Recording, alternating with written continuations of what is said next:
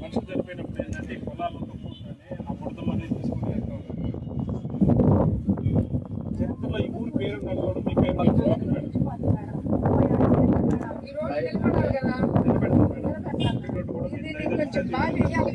మీరు దయచేసి cement road వేసారు.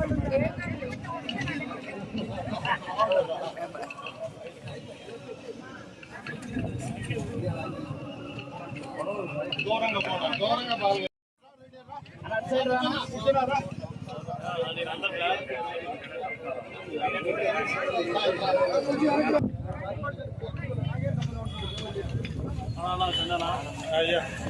చూడు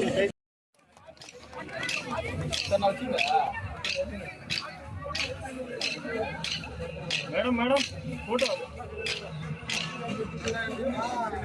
మేడం. అధ్యక్షురాలు మండల పార్టీ యువత అధ్యక్షుడు మండల మాజీ కన్వీనర్ అమరేందర్ రెడ్డి గారు, క్లస్టర్లు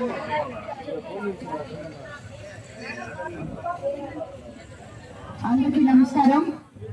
ఈరోజు మనం తాటైకల్ దిన్నెలో సీసీ రోడ్లు ఓపెన్ చేసుకోవడానికి ఇక్కడికి విచ్చేసిన తెలుగుదేశం నాయకులు, కార్యకర్తలు, కూటమి నేతలు, అలాగే తాటాకిల దిన్నె గ్రామ ప్రజలకి అందరికీ కూడా ధన్యవాదాలు తెలుపుకుంటున్నాను. మీకందరికీ తెలుసు, మన ప్రభుత్వం అధికారంలోకి వచ్చి 23 నెలలైంది. మన ముఖ్యమంత్రి చంద్రబాబు నాయుడు గారు ముఖ్యమంత్రి అయిన తర్వాత ఎలక్షన్ ముందు ఏవైతే చెప్పామో, ఒకవైపు సంక్షేమము, మరోవైపు అభివృద్ధి, రెండు మీ ముందుకు తీసుకొస్తామని చెప్పాం. రెండు కలిపి ఈ రోజు మీ ముందుకి తీసుకొస్తున్నాం అనే దానికి ఈ సీసీ రోడ్లు, ఈ శ్మశానం మీరు ఇప్పుడే ఆ అమ్మ చెప్పారు, 30 సంవత్సరాల నుంచి ఈ శ్మశానానికి దారి లేదు అని చెప్పారు. ఈ రోజు మనం ఎంపీ లాట్స్ లో సిఎస్ఆర్ ఫండ్స్ ఏదో ఒక దాంట్లో పెట్టి ఈ రోజు ఈ శ్మశానానికి సుమారు 5 లక్షలతో దారి వేసుకోవడం జరిగింది. దానికి స్థలదాతలుగా